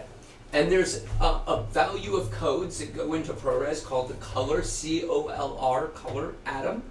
And we can assign 3 different code values, and that can create a combination of almost any color space and tell QuickTime or any QuickTime compliant player what color space it is. So right now, we're going to be fine. It's going to tag it correctly. But I always recommend to manually do this to override so that you know you're getting the right tagging. But also make sure you don't incorrectly tag from what your color space is. This will actually catch you when you make a mistake. Because if I render this out and play it back on YouTube and it looks wrong, it's most likely because there's a difference between my output tagging and my timeline color space and my output color space. So this is where you'll catch yourself because you set your timeline color space wrong or left everything on 709 scene. And you can see how that would then break this whole process. So that can kind of help catch you in your QC. So I like setting these manually. This will now go and play correctly. Does tagging like this work though? Let's say I graded a video that I received as a quad for and did like a scene cut to tag. Then I'm sending it back to the editor who's gonna put titles and maybe some overlays on it or something. But are you sending it back graded? Yes. Okay, but is it what color space is it graded into? So let's say it was a Rec 709 with a. Well, okay, so if the editor gave you Rec 709, no, they would give me like a flat Alexa. and what do we? Okay, so that's log. Uh-huh. So we now brought this in scene referred. So we're going to bring it in log C. We're going to convert that to aces. Uh-huh. We're going to add our output transform to 709, Uh-huh. and we're going to give it back to the editor. Yeah. We don't give it back quad 4. We don't need to. Because Right. you're in 709, so you're going to give it back 422, Uh-huh. and you've already applied the display transform, which is So Rec I don't 709. need to do any of the. Well, you're going to tag it 709, Uh-huh. gamma 22, and then he's going to pull it in, and it's going to look graded on his monitor. Uh-huh. Now, there's some instances where you may apply a grade, but give it back in log C, and then he applies a LUT on his end. Uh-huh. That we shouldn't be doing that, but there are some instances where that can happen. Oh, like where you I wouldn't mean, there's want to do that. workflows. There's Uh-huh. workflows. I mean, I work in some VFX pipeline workflows where I may do the color grade in aces Uh-huh. and give it back to whoever's job. Like I work a lot as what's called a white label for other VFX houses. Okay. So I'll grade for them as someone part of their pipeline, Uh-huh. but I'm actually out of house. So I may get from them linear aces CG. I'll grade, so I'll go linear aces CG to CCT in my color space. Uh-huh. I'll make my grading choices, but they want it back aces CG. So I'm not building in any output transforms. I've made my color choice. I've viewed it with 709, but I give it back to them in CG. And then they just apply aces CG to 709 because it's a universal transform. Uh-huh. And they see all of my color grades. But they keep it in linear space so that they can still have all that range in case the client wants to make changes on site or in case they need to add new CG to it. Gotcha. So just to follow up on that, from my understanding, you were asking if you handed it back to a editor, Yeah. how are they going to mess it up? Or even like if they Let me then switch back need to the to movie. if they need to put some titles and stuff on it or something like that, and then run another export. Yeah, you're that fine. You would tagging isn't gonna. They're gonna have to redo that. No, I mean Premiere they'll or something. re-tag theirs on their end too, Uh-huh. but you should tag it so that their tools understand what your color space is. Gotcha. Yeah. So again, anytime you've graded something, and realistically, anytime you output something, you should tag what it is. Okay. So even when I'm sending it back aces CG linear, I tag aces CG linear Uh-huh. because EXR can understand that and say when they pull it into Nuke, it will automatically give them the correct lookup. So the display lookup will be correct even though the data is still linear. Would there be any mathematical difference? Let's say you're in Resolve, right? You export out and that goes back to an Avid or Premiere Pro. Would they interpret that 2.4, 709 2.4 any differently? Because I know Depends on if they have color management turned on. So if Premiere is color managing, it will interpret it and then manage it to whatever their scene or their project is set to. And that's why you do want to have that. Because if you give back 2.2 and he's not working 2.2 for whatever reason, then it will manage that gamma change. Now, here's another bigger question. We should all be on the same page. So all of post should talk. We should build a pipeline that works all together. So when you have an editor who doesn't want to talk to the VFX guy and the colorist who doesn't want to talk to the editor, and now everybody's doing their own thing, that's when we get a mess. So it's important to have someone doing post supervision. So I work as a post supervisor many times to help build this pipeline and say, okay, editor, you're going to edit. You may want to do the deliverable, but you're going to work in this format. color, you're going to work in this format. I don't care how you grade, your timeline, your scene space can be up to you, but I need back from you Rec 709 Gamma 2.4. I need you to be in Rec 709 Gamma 2.4. Okay, CG, we're going to work ACES CG, so out of color, I'm going to deliver them plates in ACES CG. It's going to come back to me in color, ACES CG, and then I just apply that transform back to my scene space, CCT, and everything stays the same. So the other benefit of that is, say, I give someone a plate to work on for VFX that has no color grade applied, but I'm doing the grading, right? Well, what about when they give me that plate back? How do I apply that color without it breaking? Well, because I've given them something that I know what it is. So I give them ACES, so I come in, I transform the plate to CG and give it to them. Now they pull it up and it's correct. They can do their CG, bring it back to me ACES CG. I then bring that in, IDT, into my scene, and all of the grades that I've made are exactly the same. So I could have started with log C4, converted to linear, brought it back in, and all my grade choices have stayed the same because we're in a scene space. Does that make sense? I'm getting a little lost there, but I understand Right. the principles of what you're talking Yeah, about. so think of like this. So I get an Alexa footage. Uh-huh. Okay, that's log C. All right? So I bring it in here, and I need to send that plate to VFX. Uh-huh. But VFX, we don't want them working on log. Uh-huh. They need to be working linear because Maya renders linear, Uh-huh. right? Maya doesn't render log because what do we say about computers? Really, really bad with log. So it renders linear. Nuke works in linear. So we need linear data sent to them. So we're going to come in. So for example, we'll pop back over here. So we'll go back to our resolve. Okay, so I'm going to create a new, right here, I'm going to create a, why do I have, oh, because I'm in my timeline view. I'm going to create a new version here, and I'm going to call this VFX.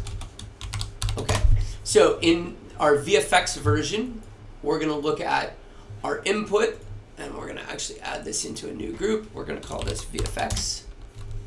Okay. So I'm going to put this into a new group, and I'm going to color space transform my Alexa log C. So this is log C3, and I'm going to transform this to my scene space, which is CCT. Then my grading space we know about, and in my output space, I'm going to transform this to Arri log C3, and I'm going to transform this to Rec 709. And you guys see my image, right? That looks great. We're going to make some color choices. So we're going to do this. Let's wake my panel up. We're going to make a few color choices here. What you were just working on, that was your output transform? Yep. Okay. So my ODT right here, I'll label it. So ODT is my, rec, Arri, so sorry, I did this wrong. I was moving too fast. I'm going to go CCT. That's what happens when you move fast. Sorry, CCT to 709. So input, we are log C3 to CCT, and output, we're CCT to 709. Okay?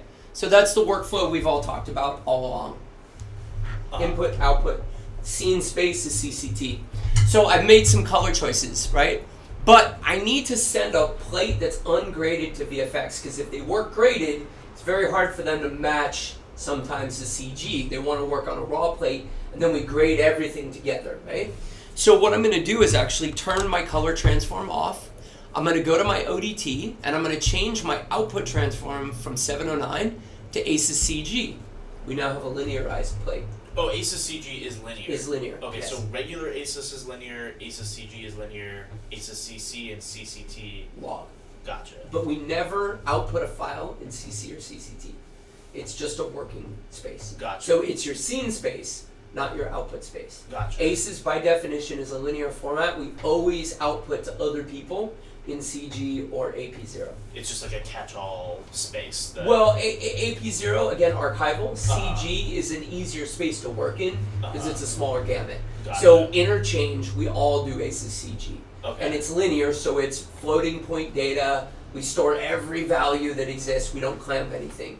In log, there's clamping. And we never render ACES log. It's only to have your scene space so that your wheels feel good. Gotcha. It's a little bit of a mathematical space. So if you're, let's say the plate you're sending over, like this one, for example, you put into we're gonna render it. Yeah. ACES CG, and you're noticing that you're losing information in your blacks and whites. You won't, because ACES CG is linear, so you're viewing this linear right now. So this actually is not a viewing space. So linear is a computer space, not a human space. We view gamma corrected. Okay. Right? So this isn't, no one's ever going to see it looking like this because it's linear data. You've heard of a display LUT? Yeah. So a display LUT goes linear to gamma to Rec 709, and then on my display it looks really good. So imagine that ultimately right now, even after I change this, and this gets maybe a little like blow your mind complicated, underneath this, all this math, linear. It actually looks like that dark image. Underneath all this fancy math and nodes, it looks like that dark image. Okay. But all of these nodes are doing display or device transforms. So we're making it viewable for the human eye because we don't see linearly. Right? We don't see in a linear scale like a computer. So it's just showing you, it's not destructive. Exactly. But if you export it... Well, if I render this right now, I will. Yeah. But like if I pull a linear file into Nuke, Nuke will automatically show me Rec 709. What is Nuke? Nuke is a compositing tool. Oh, okay. So it's like the industry standard for compositing. Gotcha. Or, Flame or whatever. Those will automatically show me Rec 709 to the viewer, but underneath it's all linear.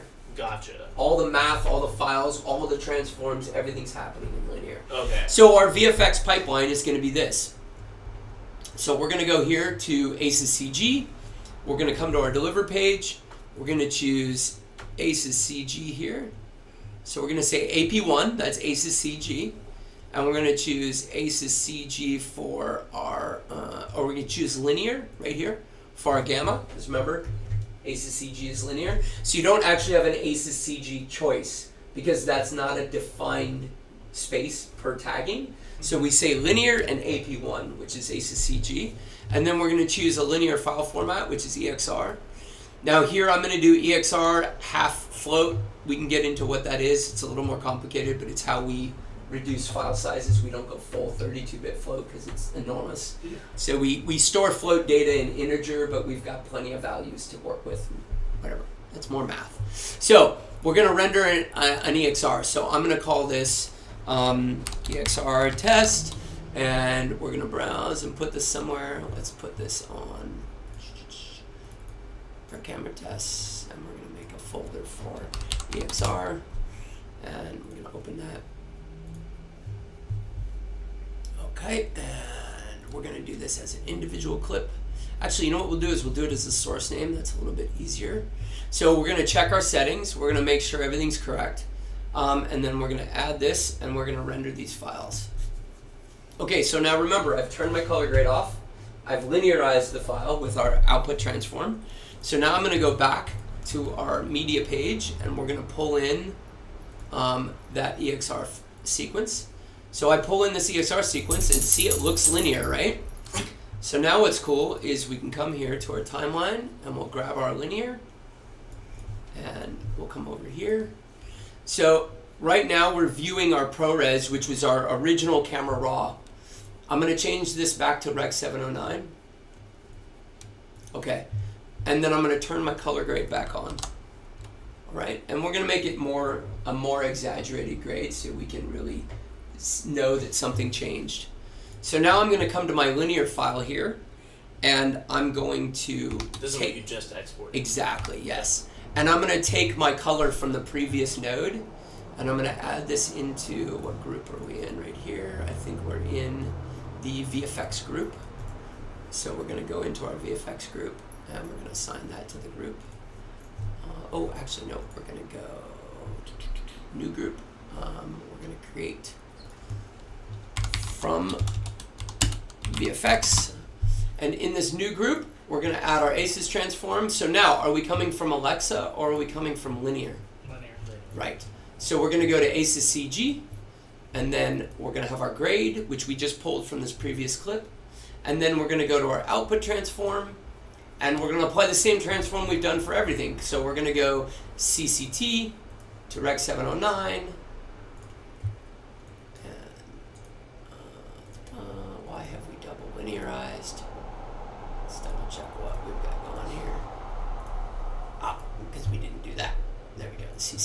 Great. Okay. So, input transform ACES CG to CCT. Output transform ACES CCT to CG. So now we've created another scene referred space with the same plate, and amazingly, these files match exactly. Cool, right? So now what's really cool is I can work while VFX is doing their work. I can create new looks, new colors. I can grade this differently. I can just copy and paste this over to the EXR that I've gotten from them, and it matches 100%. And you don't have that issue of like, well, they did it in log, and now I don't know, and everything's broken. It's just Straight across. So as long as we give it to them in a scene referred space or a linear format, and we know that our scene referred space is something we've defined, all our color choices are defined in that space. So see where scene referred works. If you go display referred, it breaks everything. Because now you can't send something to VFX because you've already made a choice and it's downstream, breaks everything. Gotcha. So ACES is a good example of scene referred. We can be anything in scene referred. So Davinci allows for quite a few things. So in Resolve, we can actually choose, another example, we can actually come here. So let's actually we're going to change our project settings, and then I think we'll wrap this up. I'm going to change a different timeline color space. I'm going to do Davinci Wide Gamut Intermediate. Okay? So remember now, we're changing our scene referred space. So we're going to create a new timeline, and we're going to use new footage. So we're going to come over here to camera tests, footage. We're going to do, this is going to be Alexa 35. We're going to create a new timeline. Great. Okay. So this is actually some Alexa 35 footage, which is 13-bit we talked about. All right, so you guys see what I did here? Now, we've chosen a new scene referred space. So I'm going to build this all-in-one transform so you guys can see. I'm going to add a color space transform here to go from Alexa Wide Gamut 4 to Log C and Log C4 to our Davinci Wide Gamut space and Davinci Intermediate. And we're going to turn our tone mapping off because we don't want to tone map into our scene space. We only want to tone map on our output space. Okay? Dude, Cam is just like literally just trying to steal the show here. Yeah, he's like, stop taking notes. Yeah. Cam, stop. Okay, cool. So we're gonna come over here and we're gonna choose Davinci Wide Gamut as our scene and Davinci Intermediate, and then we're gonna choose our output transform, which is 709 and Gamma 22. Oops. And we're gonna choose Davinci as our tone mapping. So now we have our IDT and our ODT, okay? And then we can grade in the middle. So that's another form of scene referred space. So you spent most of this class on ACES, other than it being like more industry standard, I suppose, or more broadly recognized with Nuke and other VFX houses. Why would you choose ACES over like Resolve color management? ACES is quite universal because it encapsulates all of the gamuts that I potentially have to deliver to. Yeah. And if you noticed when you saw the scale of that triangle, it's very linear to those gamuts. So the trimestylus is not way off to one side. So the math is a little cleaner. Like red white gamut has this way radical green, and it's a lot harder mathematically to get that aligned to like say Rec 2020. So I guess my question was more in terms of look choice. Do you like that there is the toe and the curve? I mean, they all should be very similar. Yeah. So, I mean, the filmic tone curve is really similar to Davinci's tone curve, tone mapping. Okay. It's not, for me, it's not about the look, it's about what am I delivering to. It's the work. Yeah. Right. When we talked about in the very beginning, what am I delivering to? I'm going to all these different formats, I need a wide gamut. What's happening? Oh, yeah. Sorry. Room came. So, I may need all of those, I may need to encapsulate all those, and ACES makes it really easy for me to do that. But in a show we did together, I actually worked in camera referred. I worked in S-Log3 just because it was a little bit easier for that show. We weren't going to a lot of different places. And I'm going to show you one of the reasons why we would do that. So the new Alexa, until you get to 18.5, the Aries new color science is not applied in the CST. So it won't match the LUT that you get from Aries. So that LUT's going to look a little bit better. So in this workflow, how would I apply the Aries LUT, which is an ODT, right? It's log C4 to 709. But I want to do all my color choices in a scene space that's not log C4 because I may have to go out to something not 709. So could I work in log C4? Yes. But it's a really wide log and it's really hard to get my controls to feel good. It's too big of a log. So my controls, my midtones end where my gain would be. You understand? Because it's super wide log, it's not distributed evenly. Yeah. So log C4 is really hard to grade in. So I want to make a math choice in, for example, I'm going to choose Davinci wide gamut. I want to make my color choices here because see my scopes here? Let's go back to our resolve. So see how my scopes scale really nicely? So look at how my black compression works, right? And my highlights, see how my highlights compress really nice? And then my midtones are all moving with those anchors. Okay, so that's a correctly set up math. And my controls work well. Highlights are highlights, right? And shadows are shadows, and midtones are midtones. If I'm working log C4, that's going to skew that scale and break some of those choices. So, but I still want to use the Aries color math, right? I want to use the new super cool color math. Where would I add that, or what would I do to these transforms to do that? Do you have any idea?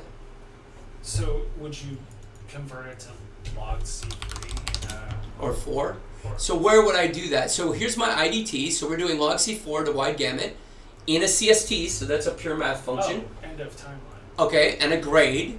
Now I have an ODT, which is my Davinci wide gamut to 709. Yeah. So where would I add, if I want to add in that Aries LUT, an actual LUT for my ODT, where would I add that in this pipeline?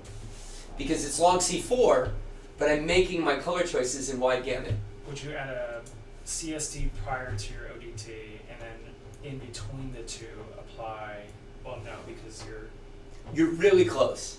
but you would kind of sandwich basically the LUT between two transforms. I wouldn't need to sandwich it between two transforms because remember, your LUT is your ODT because it's got the 709 built in. So let's try this. So let's add a serial node and we're going to add an Alexa LUT. So we're going to go Aries log C4. We're going to choose the 65 point log C4 to 709. And right this here. is to confirm this is only a Alexa 35. This is only, well, LF can work in log C4 too, only Okay. if you're coming from raw. So but if you this do is ProRes, a C4 issue. yeah. Well, no, this is yeah. I mean, look, a lot of people again have these Aries LUTs they really want, Yeah. and you want to use that as an ODT. But again, that's got a look built in, and it kind of burns you. But let's just say I want to use an example. The reason we did S-Log3 is the Sony's S-Log3 LUT has a little bit of special sauce that Resolve doesn't have. Yeah. And I liked the way that looked. So I used their ODT as a LUT, but I wanted to work in a scene space. So I can do these transforms. So I'll show you what we would do. So this is our ODT now, which is our Aries LUT ODT, okay? And then this now is going to be a transform. So we're going to have to get from our scene space, which is Davinci wide gamut, to Aries log C4. So we can do that easily. So we can come here and say Davinci wide gamut, which is our timeline, and Davinci intermediate. Then we can go to Aries wide gamut 4 and Aries log C4, and we turn the tone mapping off, and there you go. That's your ODT now. It's 2 steps. But we're still in a scene referred space, which is our grade, in Davinci wide gamut. So I say now, I don't want this. I want to go to P3, and I don't have a LUT for that, but I'm going to use the CST. You can just replace those two with a standard CST, and there you go. Your look is basically the same. Because again, we're making our color choices in a universal space. So this is perfectly mathematically fine because this is a completely reversible matrix. So it's a mathematic matrix, completely reversible, non-destructive. This is destructive. Yeah.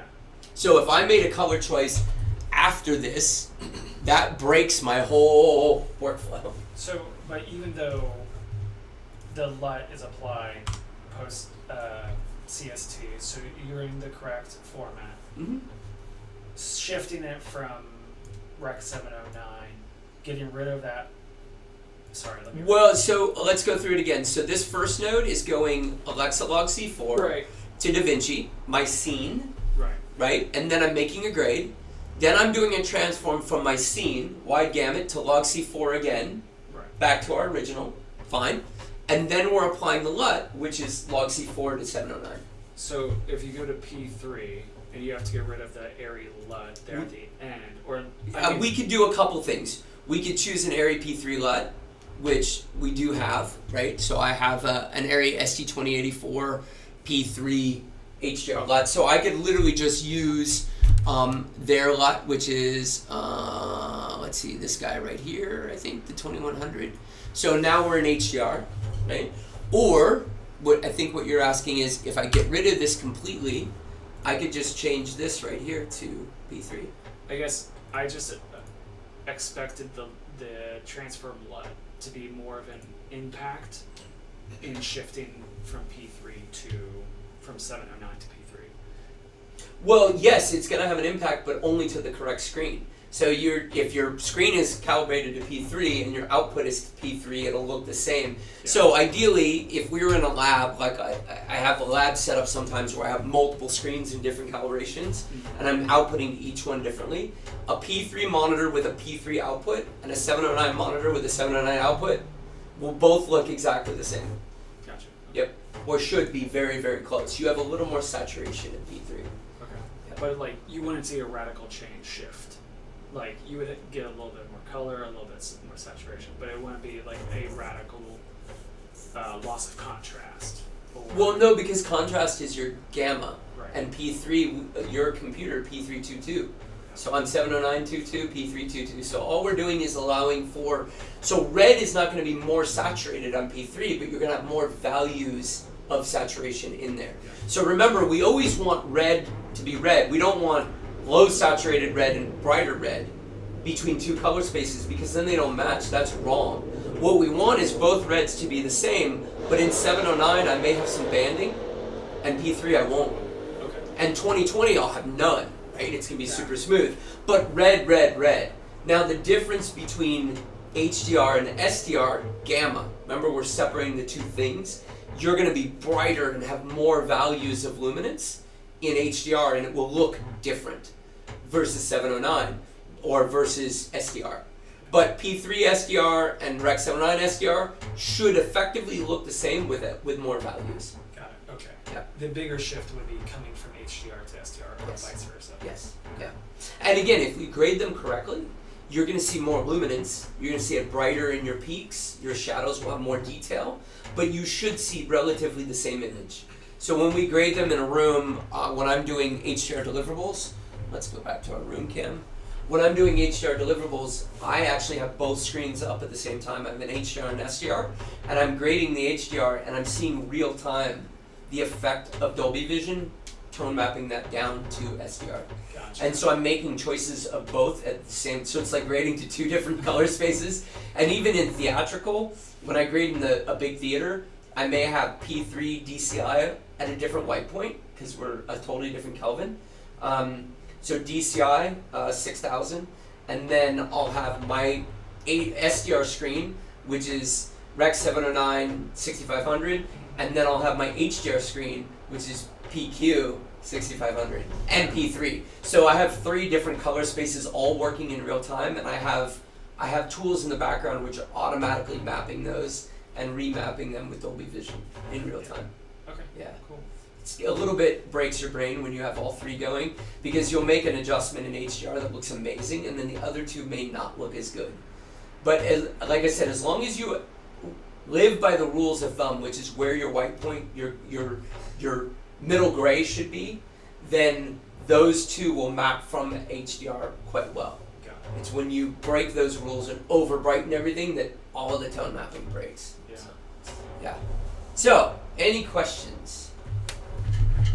On this or just in general? I mean, in general, I mean, I can't really answer life questions. He can. But, I mean, in general, I mean, any questions on this first?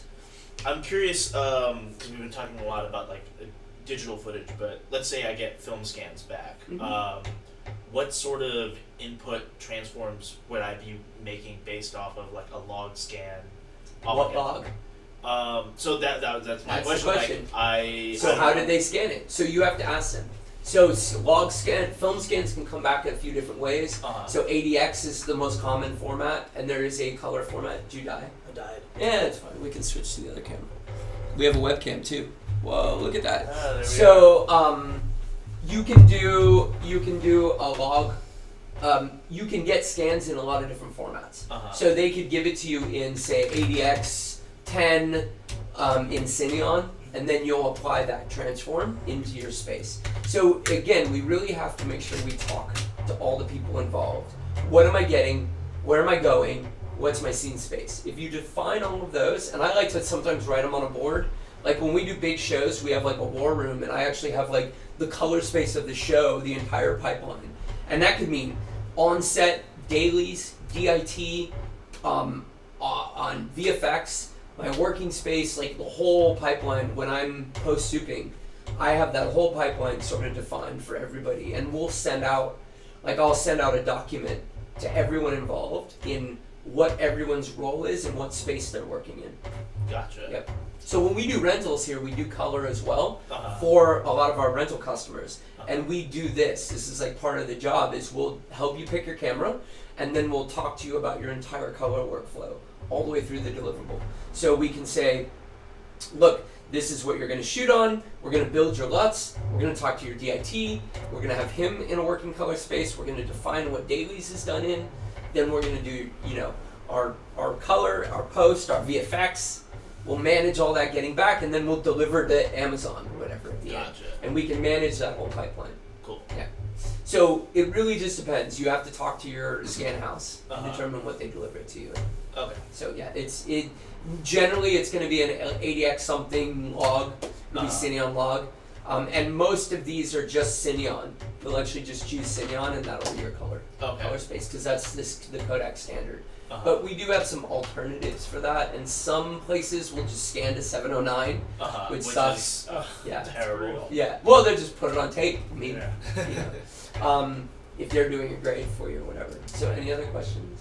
That's how I got back in college. Shot 16, I got a mini DV back. Yeah, 709. I mean, this is we've worked display referred for decades. Yeah. This is on the big end, the big studios. So we really started working scene referred, I would say in the early 2000s.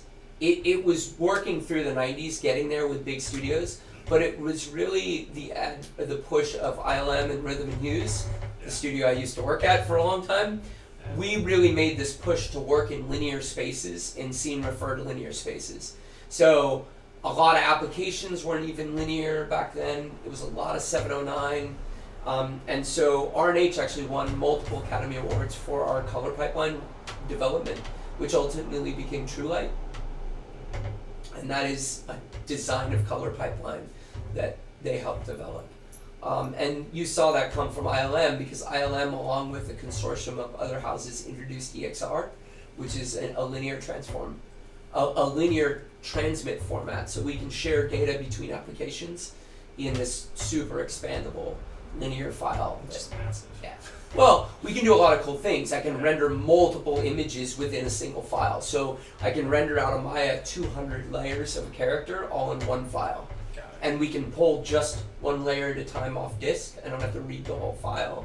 It's very, very fast, very easy to work in file, and that came out, mid 2000s, mid to late 2000s. Yeah. So I think that kind of touches on the basics. That's the basics. Step 2 gets deeper. Yeah. So any other questions? You said anything else beyond what we talked about here? Nothing's coming to mind. Okay, cool. So yeah, I mean, I encourage you guys to use a lot of this knowledge not as rule of law, but to look things up. Because I'm doing this off the cuff and a little fast. Sometimes I maybe misspeak a little bit. I think that it's really important that you guys play with it on your own. You know, as we've learned from the Matrix, it's better to see the Matrix than live in it. If you're not seeing, and the reason why I showed you guys in nodes and not in color management is because that's doing all the work for you. It's doing what we just showed you how to do automatically. But do you want it to do that? And that's a question you have to ask.